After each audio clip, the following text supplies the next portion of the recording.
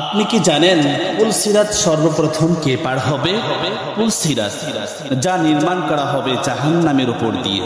কিয়ামতের দিন, যেই দিন সকল লোকগণকে একত্রিত করা হবে, সেই দিন জাহান্নামের দুই প্রান্তে সেতু নির্মাণ করা হবে। যে সেতু চুলের চেয়েও বেশি চিকন এবং তলোয়ারের ধারের চেয়েও বেশি তীক্ষ্ণ ধারালো হবে।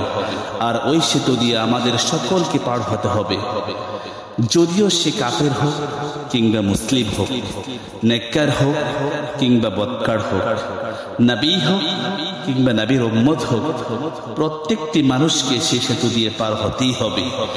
এ সম্পর্কে আল্লাহ সুবহানাহু ওয়া তাআলা সূরা মারইয়ামের ৭১ এবং ৭২ নম্বর আয়াতের মধ্যে বলছেন, আউযু বিল্লাহি মিনাশ শাইতানির রাজীম, বিসমিল্লাহির রহমানির রহিম, ওয়া ইন মিনকুম ইল্লা ওয়ারিদুহা কানা আলা রাব্বিকা হাতমান মাকদিয়া সুম্মা নুনাজ্জিল্লাযীনা ইত্তাকাও ওয়া নাযারুয-যালিমিনা ফিহা জিসিয়া।